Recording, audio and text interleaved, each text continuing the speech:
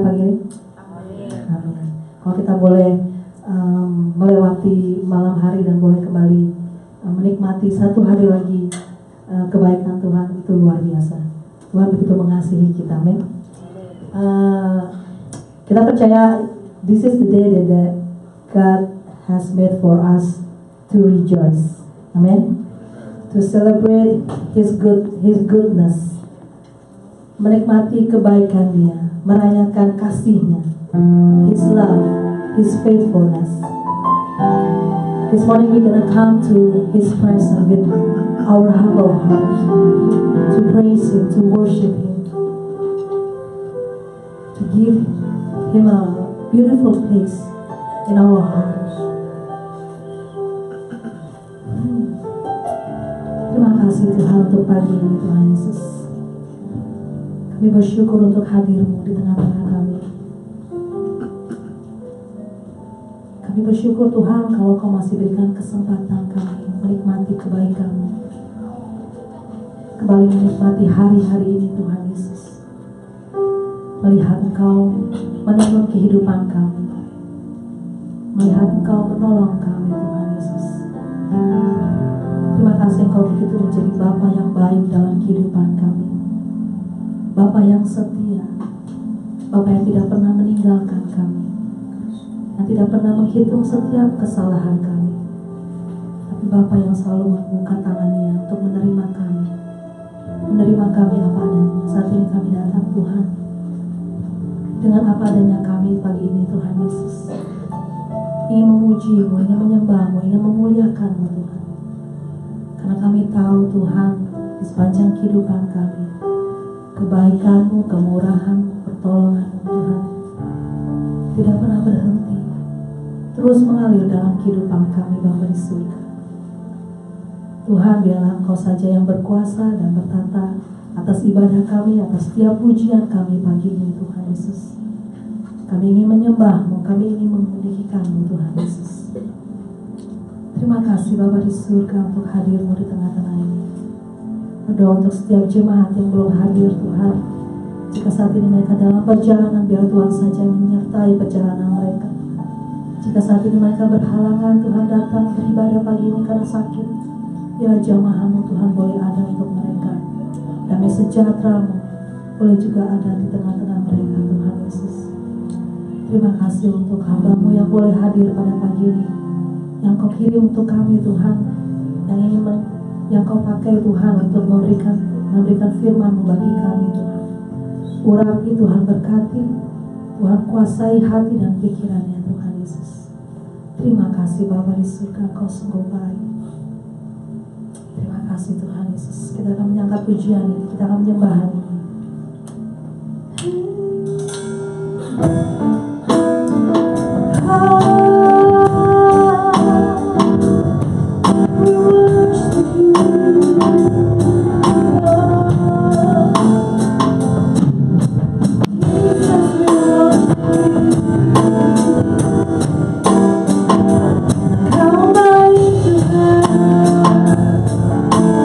Aku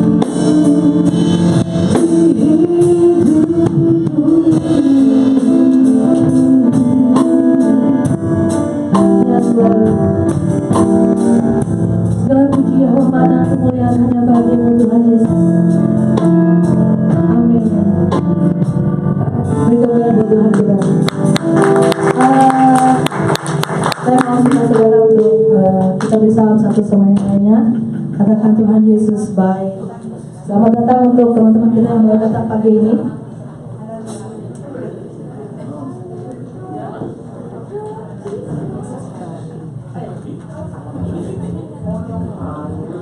Di tengah-tengah kita ada bersama kita Ibu Rina yang akan menyampaikan.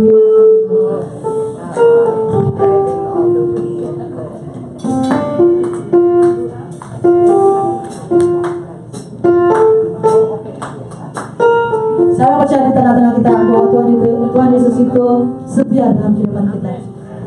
Yes, He's so faithful.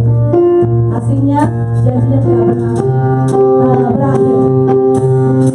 Haleluya.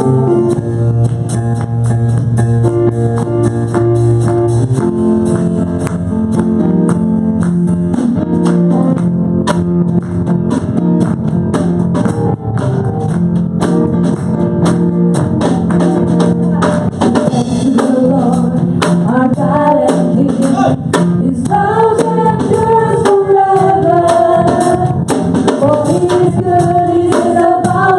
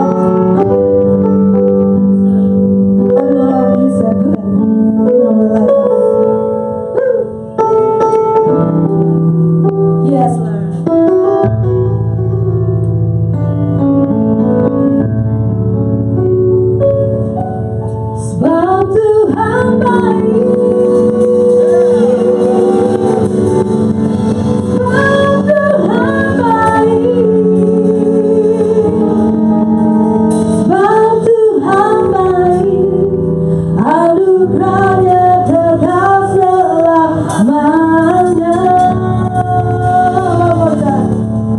Sebab Tuhan baik, sebab Tuhan baik, sebab Tuhan baik, anugerahnya kekal selamanya. Masuk sebab Tuhan bagi dalam jangan syukur.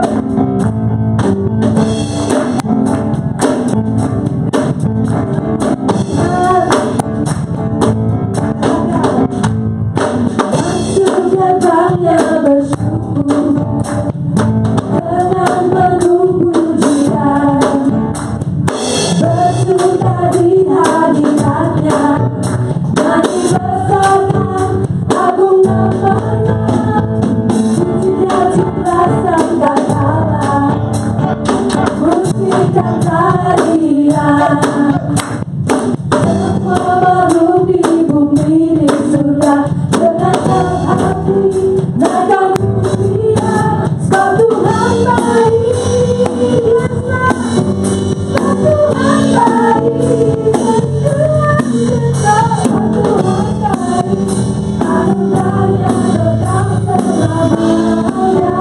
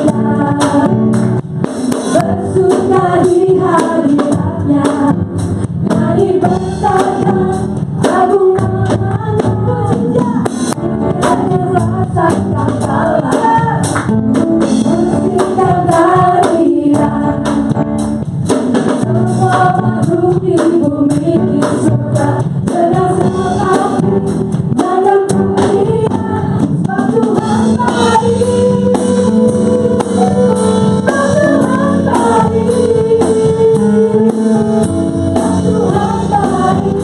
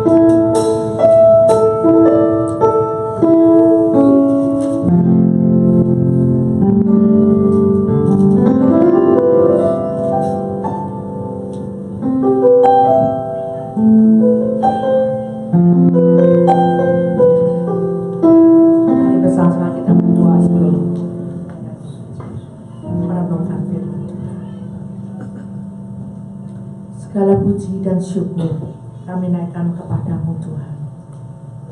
Tidak ada yang seperti Engkau, yang tidak dapat dibandingkan segala kuasa dan penguasa yang ada di dalam dunia.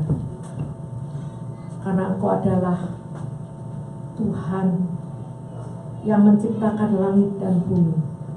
Engkau adalah Tuhan yang memberi hidup kepada kami. Engkau Tuhan yang berkuasa atas alam semesta. Engkau juga yang berkuasa atas hidup kami. Sehingga kalau pagi hari ini Tuhan Kau mengumpulkan kami di tempat ini, kami percaya 2-3 orang yang berkumpul di dalam nama-Mu, Kau ada di tengah-tengahnya. Kami percaya bahwa hadirat Tuhan ada di tempat ini, dan biarlah urapan dari Roh Kudus mengurapi kami sekalian, sehingga pada waktu kami merenungkan firman-Mu, maka Engkau akan membuka rahasia-Mu kepada kami, mengetuk pintu hati kami, sehingga kami tidak hanya menerima di dalam hidup kami, tetapi melakukannya. Karena itu Tuhan bekerjalah di dalam tiap hati kami masing-masing, dan biarlah firman-Mu pagi hari ini akan sungguh-sungguh menjamah hati kami, memberkati kami, sehingga kami boleh hidup di dalam dunia selalu dekat dengan Tuhan dan bersama-sama dengan Engkau. Terima kasih Tuhan, di dalam nama Tuhan Yesus kami berdoa. Amin. Silakan duduk. Ya, terima kasih untuk kesempatan pagi hari ini dapat bersekutu bersama-sama dengan saudara di tempat ini. Kita akan bersama-sama membaca firman Tuhan dari Keluaran 33 ayat 1 sampai 2 dan kemudian ayat 15 sampai 17. Keluaran pasal 33. Ayat 1 dan 2, kemudian 15 sampai 17. Demikian bunyi firman Tuhan. Berfirmanlah Tuhan kepada Musa, pergilah, berjalanlah dari sini, engkau dan bangsa itu yang telah kau pimpin keluar dari tanah Mesir, ke negeri yang telah kujanjikan dengan sumpah kepada Abraham, Ishak dan Yakub demikian. Kepada keturunanmu lah akan kuberikan negeri itu. Aku akan mengutus seorang malaikat berjalan di depanmu dan akan menghalau orang Kanaan, orang Amori, orang Het, orang Feris, orang Hewi, dan orang Yebus. Ayat 15. Berkatalah Musa kepadanya, jika engkau sendiri tidak membimbing kami, janganlah suruh kami berangkat dari sini. Dari manakah gerangan akan diketahui bahwa aku telah mendapat kasih karunia di hadapanmu, yakni aku dengan umatmu. Bukankah karena engkau berjalan bersama-sama dengan kami, sehingga kami, aku dengan umatmu ini, dibedakan dari segala bangsa yang ada di muka bumi ini.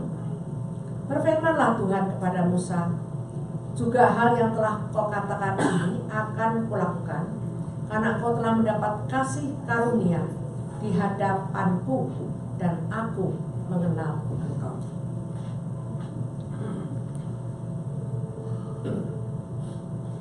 Saudara-saudara, kalau Tuhan berkata, aku mengutus malaikat, kita kira senang gak ada malaikat di samping kita? Senang ya, cukup senang. Tetapi Musa gak terima. Dia berkata, gak mau kalau hanya malaikat. Engkau sendiri, Tuhan, yang harus berjalan bersama-sama dengan kami. Tuhan bilang, kalau aku mengutus malaikat bersama-sama dengan engkau, engkau akan aku beri kemenangan. Semua yang sudah aku janjikan kepada Abraham, Ishak, dan Yakub akan aku berikan sesuai dengan janjiku kepadamu. Kamu akan menang dan akan kau kalahkan orang Kanaan, Amori, Het, Feris, Hewi, Yebusi. Semua akan kamu kalahkan. Enggak Tuhan, kalau hanya malaikat yang kau utus, jangan engkau suruh kami pergi. Karena dia berkata apa? Karena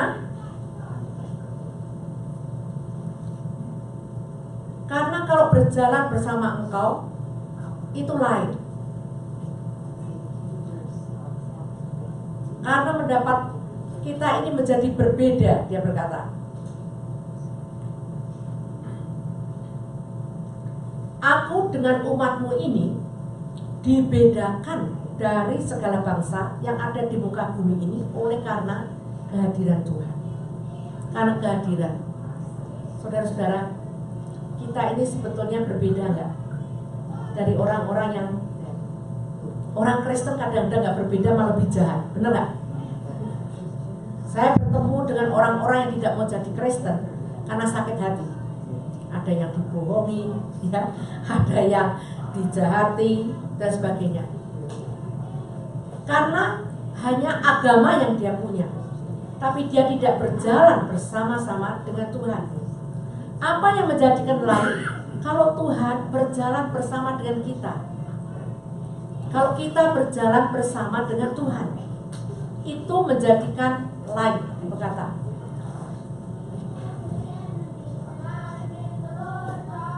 dibedakan dari segala bangsa yang ada di muka bumi ini. Berbeda dari segala bangsa. Kita di sini campur dengan segala bangsa, ya. Banyak bangsa yang tinggal. Dulu ada 134 pada waktu saya belajar yang tinggal di LA. Nggak tahu sekarang itu. Sekarang terus bertambah. Berbeda, dibedakan. Bukan oleh karena bangsanya, bukan oleh karena sukunya, tetapi karena berjalan bersama dengan Tuhan. Kita ini berbeda. Bukan karena agama, tetapi karena hidup berjalan bersama dengan Tuhan. Saudara mengenal nggak satu ayat di dalam Alkitab dikatakan dalam bahasa Indonesia bergaul, di dalam bahasa Inggris walking. Selama hidupnya 365 tahun berjalan bersama dengan Tuhan, dan dia dibawa naik ke surga, tidak mati di bumi ini. Siapa namanya? Iya, betul. Di dalam perjanjian lama Kejadian pasal 5 itu. Selama 365 tahun dalam hidupnya, dia berjalan bersama-sama dengan Tuhan. Saudara, siapa yang suka hiking berjalan bersama? Kalau saudara hiking berjalan bersama-sama, tujuannya sama enggak? Kalau tujuannya enggak sama, ya enggak berjalan bersama. Tujuannya sama. Di dalam perjalanan kemudian biasanya apa? Bercakap-cakap. Tuhan suka bercakap-cakap dengan kita. Tuhan itu hidup gak? Saudara mengalami gak Tuhan hidup? Hah? Ya.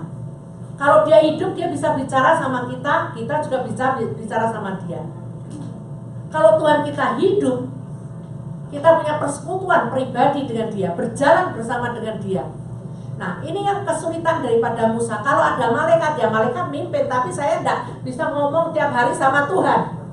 Tapi kalau Tuhan bersama, saya selalu bisa komunikasi dengan Tuhan. Dan Tuhan suka komunikasi dengan kita. Karena pada waktu di dalam Taman Eden dikatakan ya, dalam Kejadian 3, Tuhan berjalan di dalam, sedang angin sepoi-sepoi dengan angin enak, tidak terlalu panas, sejuk. Dia berjalan-jalan di taman, dan di situ pada waktu mendengar suara jalan, kemudian mereka lari, Adam dan Hawa. Kenapa? Karena berdosa. Dia tidak berani ketemu Tuhan karena berdosa. Tuhan jalan-jalan nyari, Adam, Hawa, di mana kamu? Ya, jalan sama-sama, ayo di Taman Eden. Lari, sembunyi, karena mereka berdosa. Orang-orang yang di Indonesia, siapa yang ikuti beritanya Ahok? Di gereja kita ini pada mengikuti beritanya Ahok. Ahok suka busuan kan? Ya. Kalau ada orang yang mengikuti Ahok, repot enggak? Repot, ke sana, kemari, tahu-tahu lari ke sana, tahu-tahu ya hilang gitu kan? Repot. Kita mengikuti Tuhan juga kadang-kadang repot. Tidak juga selalu gampang. Tetapi Tuhan ingin bahwa kita bergaul, kita ini berjalan, walking with Jesus. Nah, saudara-saudara, kalau Henos selama 365 tahun di dalam hidupnya berjalan bersama dengan Tuhan sehingga dia diangkat naik ke surga tanpa mati, kita 1 tahun punya berapa hari? Berapa hari? Ya, tidak ada di antara kita yang bisa hidup 365 ya. Mau? Saya nggak mau. 365 tahun kita nggak bisa. Tetapi dalam 1 tahun 365 hari, kalau kita bisa tiap-tiap hari berjalan bersama dengan Tuhan, Tuhan berkata, aku akan memberi mahkota kehidupan. Dikatakan. Nah, saudara-saudara, bagaimana kita bisa berjalan dengan Tuhan? Nomor 1, kita punya keputusan. Keputusan mau. Saya mau berjalan dengan Tuhan. Hanya dengan Tuhan saja saya mau berjalan. Ini Musa berkata, Tuhan, saya hanya mau berjalan denganmu. Karena kalau aku berjalan bersama dengan engkau, aku dibedakan. Aku berbeda. Karena orang dunia jalannya lebar, orang percaya jalannya sempit. Kita berbeda, kita tidak sama kalau kita berjalan dengan Tuhan. Saya ambil keputusan, saya mau berjalan bersama dengan engkau. Yang pertama. Yang kedua, kalau kita betul mau berjalan dengan Tuhan, kita harus melepaskan yang tidak disukai oleh Tuhan. Tuhan berkata dalam Matius 6:24, kita tidak bisa mengabdi kepada dua majikan, ya mamon. Yang satunya tidak dapat mengabdi kepada dua tuan, dua majikan. Dua tidak bisa, karena satu sama lain tidak sama. Dalam Matius 6:24 itu adalah mamon. Dan 1 Timotius 6 ayat 10 katakan, akar dari segala kejahatan ada cita uang. Saudara, kalau jadi orang Kristen kaya, salah apa enggak? Yang salah apanya? Nih, jadi orang miskin belum tentu rohani, ya. Jadi orang kaya juga belum tentu rohani. Yang penting bukan kaya atau miskinnya, tetapi hatinya melekat kepada siapa. Kemarin kita mengunjungi, karena kita punya pelayanan homeless 1 bulan 2 kali. Kemarin kita mengunjungi namanya Mary Kitchen di Orange County, karena kita mau tahu. Kita ini 1 bulan 2 kali ngasih makan homeless kewalahan, kadang-kadang udah kecapean ya. Dia tiap hari ngasih makan homeless dari Senin sampai Sabtu, mulai breakfast, lunch sampai jam 2, dinernya dibawa pulang. Senin sampai Sabtu. Jadi kita kemarin rame-rame, ini yang kita nih ibu-ibu yang biasanya masak untuk homeless ini ke sana, belajar dari mereka. Kok kamu bisa? Ya, seperti itu, apa rahasianya? Pendirinya itu Mary, karena pada waktu dia punya beban pelayanan, umurnya berapa saudara? 82 tahun. Sekarang umurnya 101, masih hidup. Umur 82 tahun. Biasanya kita sebut apa? Lanjut usia, nenek-nenek ya, sudah mau pensiun, tinggal enak-enak di rumah. Dia mulai melayani homeless. Dan kemarin itu banyak sekali, cukup luas itu tepatnya. Jadi kita banyak ngomong dan kemudian diberitahu bagaimana caranya gitu dan sebagainya. Dan dia bilang, mestinya kamu jangan datang ke sini cepet-cepet gini, kamu mulai datang pagi. Mulai jam berapa kamu buka? 7:30, matang, nggak bilang terlalu pagi ya. Sudah mulai. Dan kemudian setelah itu ada aktivitas mulai jam 9. Oke, next time kita bilang nanti kita datang lagi untuk belajar dari mereka. Kita juga akan ke Arizona. Di sana ada seorang Indonesia yang wanita, yang laki orang sini, melayani homeless, ngasih makan 1 minggu 4 kali. Dan kemudian minggu ketiga, karena itu mereka datang minggu ini ya, dia tidak bisa, dia bilang. Karena minggu ketiga mereka melayani refugee. Mulai jam berapa? Jam 6 pagi. Jam 6 pagi kita keluar rumah jam 6 pagi, kemudian pasang ini ya, pasang meja-meja dan sebagainya. Berapa yang kamu layani? Saya tanya, 300 orang. Nah, saudara-saudara, jadi kalau semua orang Kristen miskin, gimana bisa melayani? Tuh. Tapi kita diberkati Tuhan dengan uang yang banyak, bagaimana kita bisa menggunakan bermanfaat? Karena kita kalau mati nggak bawa uang. Jadi, tetapi yang penting di sini adalah hati kita lepas dari harta. Uang milik siapa? Milik kita? Saudara kerja keras sudah dapat uang. Uang milik siapa? Milik Tuhan yang dipercayakan kepada kita. Kalau milik kita, kita mati kita bawa, ya toh? Tapi ternyata kita nggak bisa bawa. Jadi itu milik Tuhan yang dipercayakan kepada kita. Yang penting di sini bukan kaya atau miskin, tapi hatinya tidak lekat kepada uang. Karena Tuhan itu cemburu. Jadi kita harus melepaskan diri dari semua ikatan yang lain. Bisa itu uang, bisa itu kuasa-kuasa gelap. Kadang-kadang dulu saya di sini belum pernah, hanya sekali melayani orang kuasa gelap. Di Indonesia dulu kita sering kali melayani orang-orang punya kuasa gelap. Sampai di depan gereja kita kasih drum yang gedenya lebih gede dari itu, yang ini dipotong 2 karena kita sering kali bakar jimat di situ. Orang tidak gampang melepaskan diri karena mereka diberi kuasa. Ada yang diberi uang, ada yang diberi kenikmatan di dalam bidang seks. Jadi itu mengikat. Tidak gampang untuk bisa dilepaskan. Tetapi Tuhan mau kita melepaskan dari semua, dari uang, dari ikatan-ikatan kuasa gelap, daripada juga yang mengikat kita yang lain, mungkin adalah kedudukan, pekerjaan, sahabat, teman bergaul yang tidak membawa kita dekat kepada Tuhan. Atau juga pacar, kalau punya pacar dia tidak bisa melayani dengan baik, membawa kita jauh daripada Tuhan.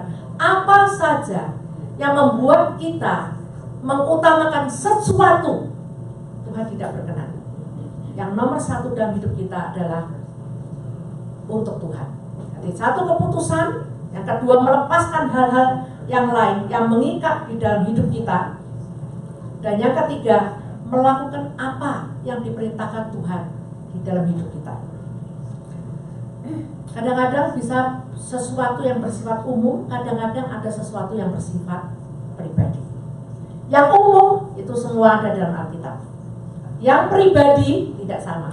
Panggilan jadi hamba Tuhan, ya, disuruh melayani sesuatu dan sebagainya. Nah, saudara-saudara, seperti pada waktu Rasul Paulus dipanggil untuk menjadi seorang rasul. Dan kemudian Tuhan membawa dia di dalam pelayanan. Tidak selalu enak.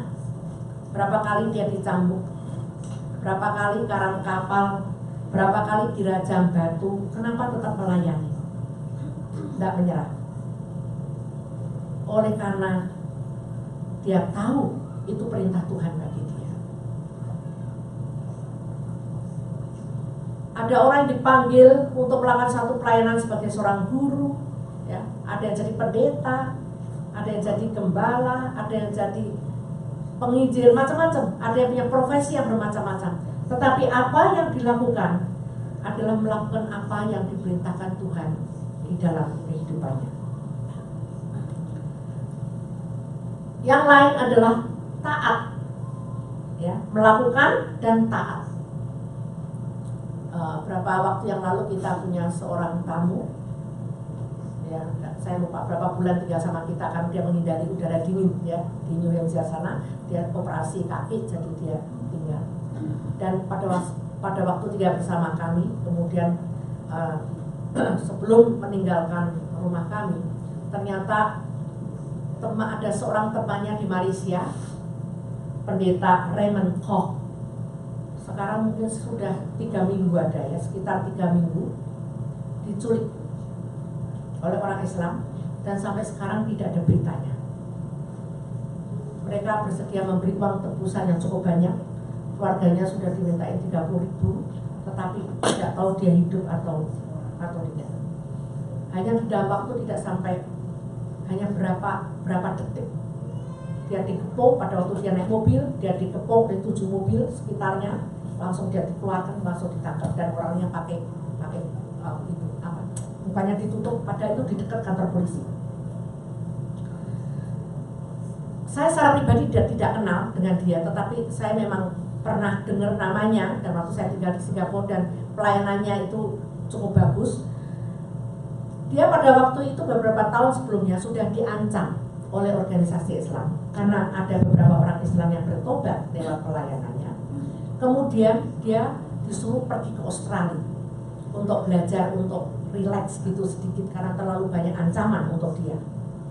Dia belajar di Australia, kemudian dia di sana juga membangun jemaat. Dia punya jemaat yang cukup baik dan cukup berkembang, dan mereka pada waktu itu mengambil keputusan untuk tinggal di Australia.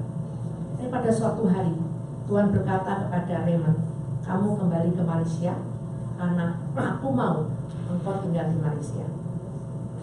Jadi dengan berat hati keluarga ini meninggalkan Australia, balik ke Malaysia. Dan sekarang ternyata Raymond ini tidak tahu sekarang bagaimana. Istrinya, anak-anaknya itu, saudara bisa pikir ya, kalau saudara punya suami atau punya istri atau punya anak, atau hilang, tidak tahu rimbanya, bisa tidur nggak? Susah nggak? Susah sekali. Istrinya sekarang di Singapura, dibawa ke Singapura untuk apa? Supaya apa? Cari suasana yang lain. Tidak gampang,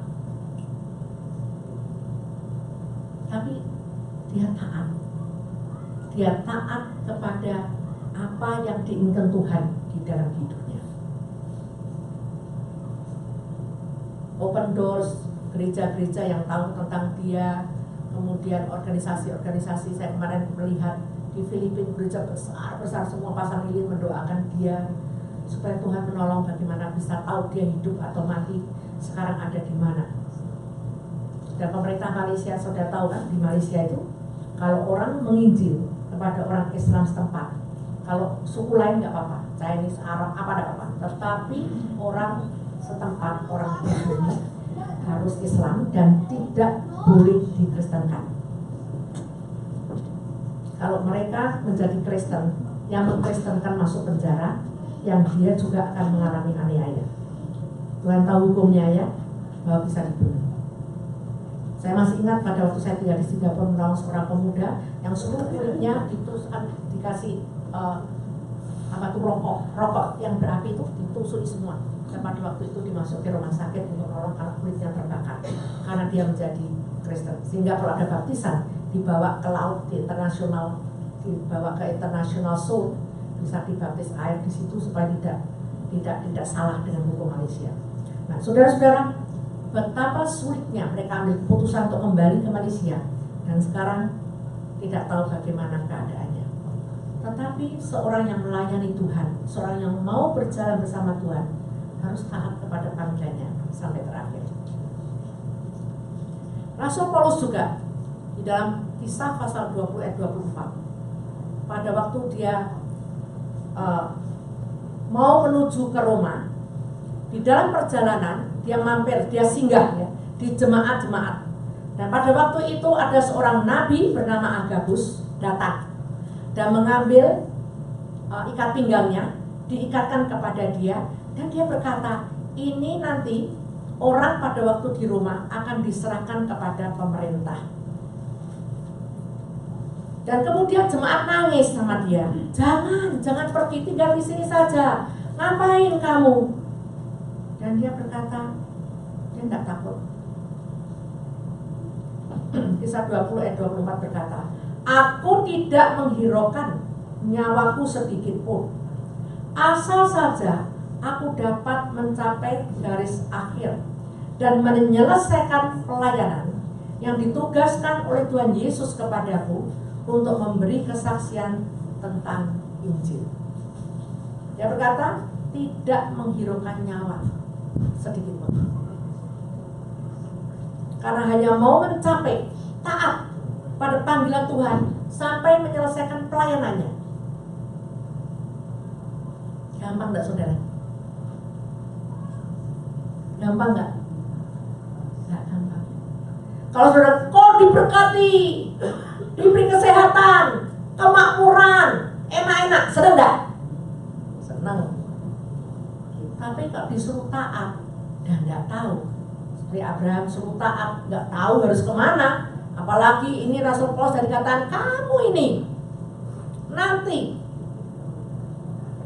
jadi tawanan dan kamu di sana nanti akan diserahkan. Kata, enggak, ditangisi kayak apapun, enggak. Aku mau taat kepada Tuhan, menyelesaikan sampai terakhir akan tugas yang dikasih Tuhan kepadamu. Dan akhirnya saudara tahu apa yang terjadi di Roma? Masuk penjara. Dan akhirnya hidupnya di Roma diapain? Dipenggal kepalanya. Tapi dia taat sampai yang terakhir. Nah, saudara, ciri-cirinya orang yang berjalan bersama Tuhan adalah rendah hati. Apa sih artinya rendah hati? Bersedia dikoreksi, ya. Daud berkata di dalam Mazmur 139 ayat 23-24, Tuhan, selidikilah hatiku kalau ada hal yang tidak Tuhan sukai. Dan pada waktu Daud betul-betul diselidiki, bersedia enggak dia? Bersedia. Pada waktu Nabi Nathan datang, Daud, kamu berdosa. Kamu berdosa melakukan ini. Apa yang kurang? Kamu bisa minta pada Tuhan, kenapa kamu ambil Batseba dan membunuh suaminya. Daud udah bilang, kurang ajar ini nabi, aku ini raja loh. Aku raja kok ditegur. Tangkap dia. Tentaranya nangkap enggak? Pasti ditangkap. Tapi dia tidak. Aku ini orang berdosa. Dia nangis kan di dalam Mazmur, dia nangisi dosanya kepada Tuhan. Kalau Saul mau nggak ditegur? Enggak. Saul ditegur sama siapa? Samuel. Dikatakan, sebetulnya engkau dipilih oleh Tuhan dan anak-anakmu semua akan dipilih juga jadi raja, tapi engkau tidak taat. Kamu disuruh membunuh, tidak kamu. Yang lain tidak tak bunuh kok. Yang tidak tak bunuh ini cuma yang kambingnya gemuk-gemuk, yang sapinya gemuk-gemuk, dan hanya Raja Agag. Dia mengelak. Dia berkata, kan nanti ini untuk persembahan, mau dipakai yang gemuk-gemuk ini untuk persembahan kepada Tuhan. Ya, dia cari excuse. Tuhan berkata, kamu tidak taat. Jadi walaupun nggak taat, dikasih tahu, tetap cari alasan. Ini manusia kan? Kamu salah. Adam, itu apa yang mau kasih aku? Hawa itu apa yang membuat aku di sini? Hawa, kamu salah. Ular itu apa ya? Biasanya kita kan nyalain setan ya. Setan jadi korban kan? Saya begini-begini karena bujukan setan, saya begini-begini. Setan jadi korban terus. Nah saudara, seorang yang berjalan bersama Tuhan itu rendah hati, karena Tuhan itu rendah hati. Saudara bisa baca Filipi 2:5-8. Dia itu adalah, Yesus itu adalah Tuhan, tetapi dia bersedia menjadi manusia, dan dia ini merendahkan diri sampai tidak hanya jadi manusia, jadi hamba, sampai bersedia mati di atas kayu salib. Dan dia berkata supaya di dalam pikiranmu, di dalam hidupmu itu seperti dia, tidak menganggap kesetaraan, ya Tuhan tidak menganggap kesetaraan dari Bapaknya, tetapi dia bersedia untuk menjadi orang yang paling hina. Jadi orang yang berjalan bersama Tuhan cirinya rendah hati, taat kepada Tuhan tadi, ya. Tidak melakukan sesuatu dengan kekuatan sendiri. Seperti Rasul Paulus berkata, segala perkara dapat kutanggung di dalam Dia yang memberi kekuatan kepadaku. Filipi 4:13. Segala perkara apa saja dapat kutanggung di dalam Dia yang memberi kekuatan kepadaku. Filipi ini ditulis pada waktu dia ada di dalam penjara. Saudara, orang di dalam penjara itu stres ternyata. Saya 2 minggu sekali ini ke penjara. Setiap 2 minggu ke penjara, nengok orang di dalam penjara. Stresnya tuh bukan main. Orang yang baru pertama kali di penjara ya stres. Saya ketemu ada orang Asia, ada orang hitam, ada orang bule, segala macam ya. Yang di dalam penjara barusan juga stres, kaget. Yang sudah lama mau keluar kok juga stres. Saya kok jadi bingung, saya bilang, saya nggak bisa ngerti gitu. Yang di dalam baru masuk stres, yang mau keluar itu juga macam-macam stres karena dia bingung kalau keluar nanti mau ngapain, karena sudah lama di situ. Yang sudah 8 tahun, yang sudah 10 tahun, itu kalau sudah berapa bulan itu sudah dikasih tahu mau keluar tuh stresnya bukan main. Jadi di dalam tuh banyak pertengkaran terjadi. Pada kalau ada bertengkar, ada apa, nanti diskors lagi. Tapi mereka enggak, karena stres itu, jadi semua jadi nggak benar begitu ya. Tapi Rasul Paulus kok bisa jadi di dalam penjara. Dia tidak hanya membawa penjaga penjara menjadi percaya kepada Tuhan, tetapi dia itu malah bisa nulis surat menghibur orang yang di luar penjara. Kira enggak? Apa yang bisa membuat dia begitu? Karena dia tidak hidup dengan kekuatan sendiri. Kalau saya ke penjara, saya kadang bicara gini. Ya saya tahu lah rasanya orang bagaimana hidup di dalam tidak bisa keluar. Kepengen tahu dunia luar, caranya bicara ke dunia luar, ya nggak bisa pakai internet di dalam, ternyata nggak boleh. Pokoknya banyak peraturan begitu ya. Jam sekian ngapain, jam sekian ngapain. Di dalamnya tuh ada, di situ ada 3 gereja yang membuka chapel gitu, untuk bisa kebaktian, ada juga untuk bisa sekolah. Tetapi stresnya tetap tinggi sekali. Ya tadi dalam perjalanan ke sini, saya juga ditelepon dari penjara. Karena dia hanya kepengen ngomong gitu, ya, ngomong sedikit. Nah kalau ngomong sedikit saya yang bayar karena kolekol kan. Baik-baik cuma berapa menit gitu aja. Tapi dia rupanya satu pelega. Jadi hampir setiap hari itu kepengen gitu ngomong dengan, kepengen ngomong kenapa sih saya bilang, kepengen ngomong dengan orang normal katanya. Karena di luar penjara itu normal. Kalau di dalam semua tidak normal. Jadi kalau saya ngomong sedikit nanti mesti bertengkar. Nah saudara-saudara, tidak dengan kekuatan sendiri. Sakaria 4:6 berkata juga bahwa dengan kekuatan Tuhan, ya, bukan dengan kuat gagah perkasa, tetapi dengan keperkasaan daripada Tuhan, dengan pekerjaan Roh Kudus.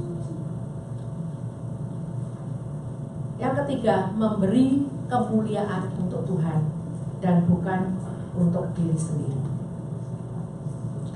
segala sesuatu yang dilakukan, kalau berhasil sekalipun, bukan untuk diri sendiri. Karena kalau kita dipanggil, kita berjalan bersama Tuhan, segala sesuatu yang kita bisa lakukan adalah karena Tuhan. Dan Tuhan juga mau supaya segala sesuatu dalam hidup kita untuk kemuliaan namanya.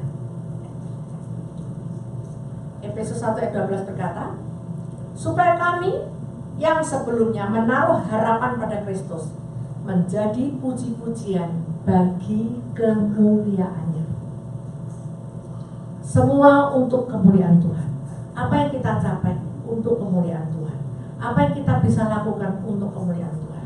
Seringkali orang berkata, kalau saya nggak pinter, saya nggak bisa begitu. Yang ngasih kepintaran siapa? Tuhan. Kalau saya nggak kuat, saya nggak bisa begitu. Yang ngasih kesehatan saudara siapa? Tuhan. Karena itu kadang-kadang ngasih perpuluhan, saya heran ya, orang Kristen ngasih perpuluhan kok sulit sekali. Dipikir itu hartanya dia, dipikir dia karena hasil kerjanya. Kalau Tuhan nggak berkati, saudara nggak bisa. Kalau saudara dikasih kekuatan, tidak dikasih jalan, tidak dikasih kemampuan, saudara nggak bisa. Dan saya punya prinsip, ya, berkat Tuhan itu lebih hebat daripada kemampuan kita. Orang diberkati Tuhan kadang-kadang ya, kayaknya nggak cari jalan, tapi Tuhan yang buka jalan. Walaupun mentok sekalipun ada tembok, bisa juga ke atas. Karena Tuhan yang bisa membuat segala sesuatu. Sehingga kalau kita sadar bahwa semua yang ada pada kita, berkatnya semua datang daripada Tuhan, dan kita tidak sulit untuk melayani Dia, memberikan perpuluhan kepada pekerjaan Tuhan, memberi sesuatu kepada orang yang membutuhkan. Karena kita tahu itu semua dari Tuhan dan untuk kemuliaan bagi nama Tuhan. Yang terakhir, memiliki damai sejahtera. Damai sejahtera yang tidak diberi oleh dunia, tetapi diberi oleh Tuhan. Itu luar biasa. Saudara mau bilang susah, itu sampai tidak bisa. Nah, saya ngalamin sekali. Saya baru tahu itu artinya. Saya tahu artinya apa tuh arti damai sejahtera yang diberi oleh Tuhan. Pada waktu sebelum saya menikah, pada waktu hampir lah menikah, tapi 1 tahun lagi gitu. Saya di gereja GKMI Indonesia itu gereja Mennonite. Saya saat melayani karena pada waktu itu pendetanya pergi ke luar negeri selama 1 tahun. Jadi saya ditempatkan di situ 1 tahun sampai kemudian saya menikah. Tempat gereja itu di satu tempat yang kecil, boleh dikatakan desa, kota, tapi kecil sekali ya. Siapa yang tahu Jawa Tengah, Demak? Nah, ada dari sana. Oke. Itu antara Semarang dan Kudus ada kota namanya Melahan. Gerejanya itu di tengah-tengah, kanan, kiri, kelenteng. Saudara bisa bayangin ya. Gereja di sini kelenteng, di sini kelenteng. Di situ yang percaya kelenteng itu dari desa-desa pun, orang-orang Jawa, tidak hanya orang Chinese, itu percaya kelenteng itu. Karena dia bilang itu kelenteng ajaib. Orang sakit masuk sembuh. Bayi-bayi mau mati dipersembahkan ke situ, pulang baik. Dan mereka ngasih korban ya, kambing apa segala macam. Pada waktu banjir, mereka bilang, karena saya tanya, kok kenapa sih kamu percaya sama kelenteng itu? Saya bilang, pada waktu banjir besar, dia bilang, rumah-rumah kemasukan, tapi di depan kelenteng hanya sampai jalan, itu tidak masuk. Sehingga 1 tahun itu ada perayaan untuk mengangkat tepekong. Tepekong di situ diangkat dikeliling kota gitu. Yang datang itu orang dari Kalimantan, dari Sumatera, dari pulau-pulau itu pada datang, jadi penuh sesak seperti itu. Dan saya tanya-tanya kepada pendatang ya, karena saya kan orang baru di situ. Kamu kenapa sih jauh-jauh kok datang ke sini gitu ya? Nanti mereka ada yang ngangkut, ikut ngangkut, ada yang bawa sapu di depannya nyapu gitu kan? Nah, saya tanya dan mereka bilang karena mereka itu nasar, ya, minta sesuatu kepada kelenteng ini, sembahyang datang dikabulkan. Jadi mereka berkata kalau nanti perayaan itu, saya lupa bulannya apa gitu, saat perayaan itu, nanti saya datang nyapu sepanjang jalan di depannya tepekong sebelum lewat.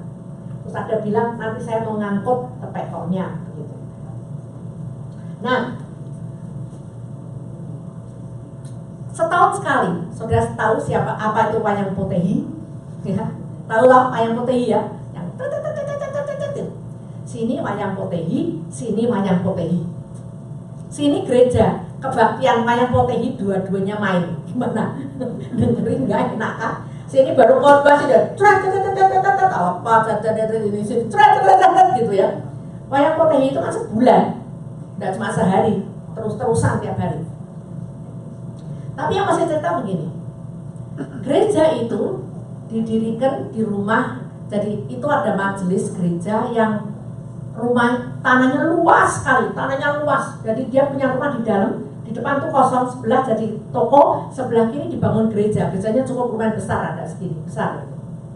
Tapi jemaahnya sedikit oleh karena mereka baru memulai. Nah, pemilik dari tanah itu adalah sebetulnya aktivis dari gereja, tapi kemudian dia pindah ke Lampung. Di sana dia dagang cengkeh, ya. Jadi dia orang kaya. Sehingga rumah itu disuruh pakai adiknya, dan adiknya itu jadi ketua majelis. Karena pada waktu itu saya mau ditempatkan masih sendiri, saya masih umur berapa sih, 22-23 tahun. Terus perempuan lagi, jangan taruh tempat lain, gitu. Taruh di sini saja. Yang ngomong itu yang punya rumah, pas datang dari Lampung. Istri adiknya ini cemburuan. Ya, saya kan perempuan muda, dia lebih tua. Dia takut kalau nanti sampai suaminya ini seneng gitu ya, seneng sama saya gitu. Padahal ketemu aja belum pernah kan. Jadi pada hari saya diterima di situ, dia bunuh diri.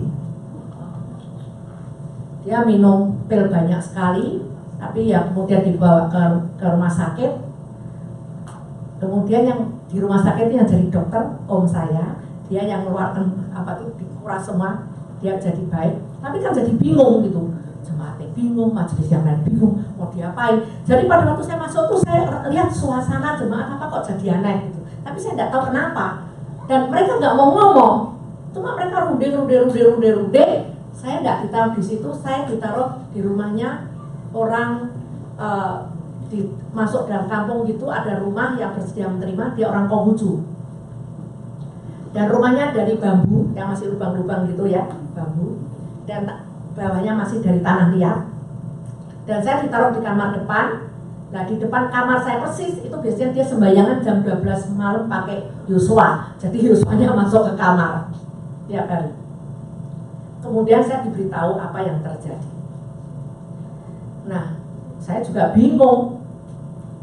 Kemudian setelah saya di situ berapa hari saya lewat, saya jalan kaki, saya mau kenal daerah itu.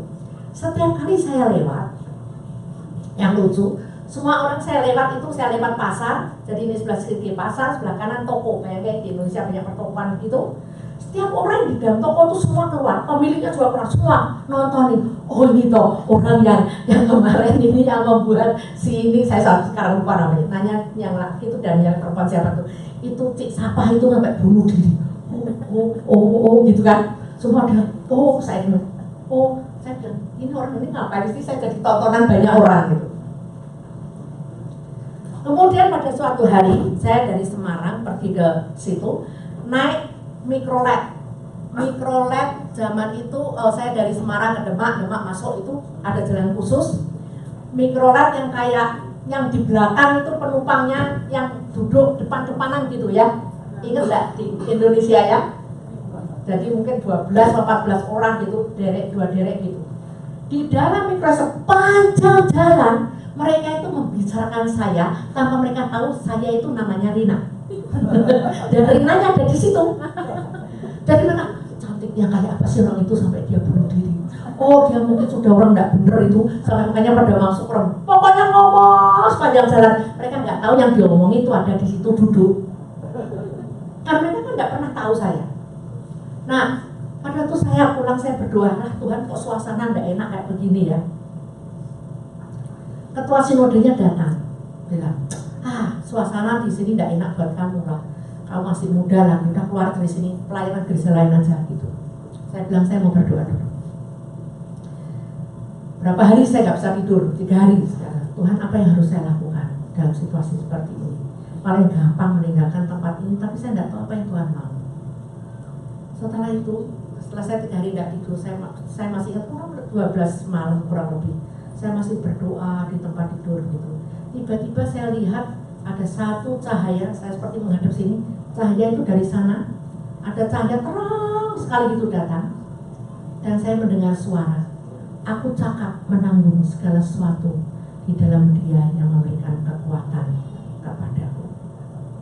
Itu rasanya batu, ini ada batu besar dalam itu, seperti jalan terus hilang, damai sekali.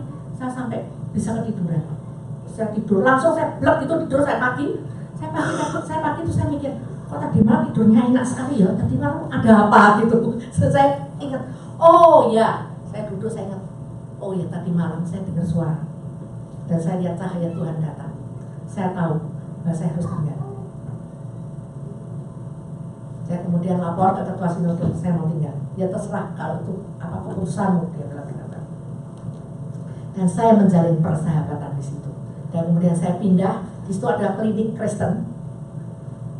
Dan kemudian saya pindah bersama-sama, tinggal bersama dengan Ibu Bidan di situ. Dan dari situ saya melayani orang-orang di situ, anak-anak, membuat program belajar untuk anak-anak matematika, bahasa Inggris, segala macam. Saya membantu itu sehingga hubungannya menjadi baik. Sehingga pada waktu istri majelis itu pulang, dia jadi teman baik saya dan seringkali nengok saya. Sehingga orang bisa melihat perbedaan. Kalau saya tinggal, pikir ya memang benar orang itu nggak benar, ya kan? Makanya dia meninggalkan tempat ini. Jadi saya belajar, ternyata di dalam situasi seperti itu, akal saya bilang, kamu tuh harusnya susah dibeginikan. Tidak bisa susah. Hati saya tuh seperti ada yang pegang. Saya mau bilang sama pikiran saya, kamu ini susah di sini. Wes desa gini, hidupnya sudah nek ke kota agak sulit, dan bisa susah. Kenapa? Karena yang ngasih damai sejahtera bukan dunia, tetapi dari Tuhan. Jadi kalau Tuhan yang memberi damai sejahtera itu dipegang, kisah kita tidak bisa susah lagi. Karena itu firman Tuhan berkata, damai sejahtera yang kutinggalkan kepadamu, yang tidak diberi oleh dunia ini dan tidak dapat diambil oleh dunia ini. Karena itu mari kita berjalan bersama dengan Yesus. Amin. Mari kita berdoa.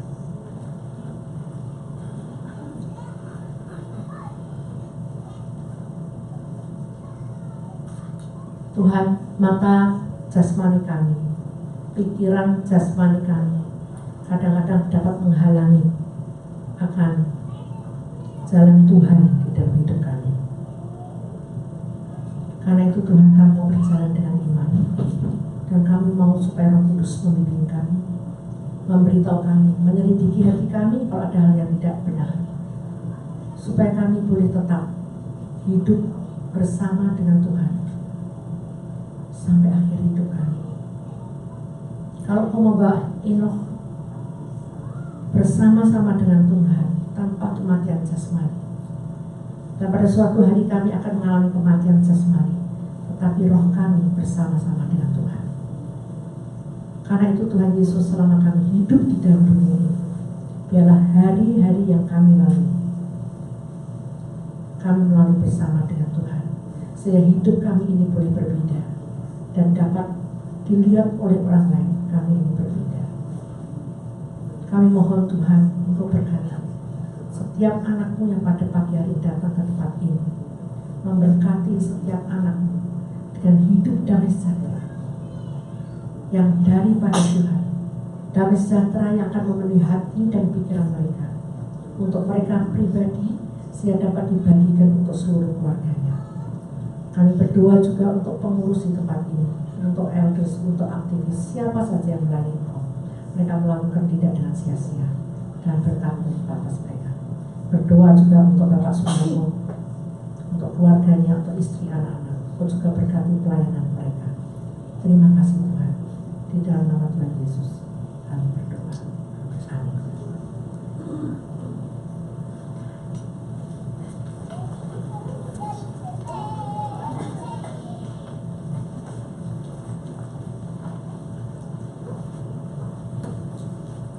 Terima kasih Ibu Lina. Mari kita beri apresiasi untuk Ibu Lina yang sudah menyampaikan firman Tuhan kepada kita. Pak Sunoko tidak berada di tempat, tapi nanti malam akan kembali, ya.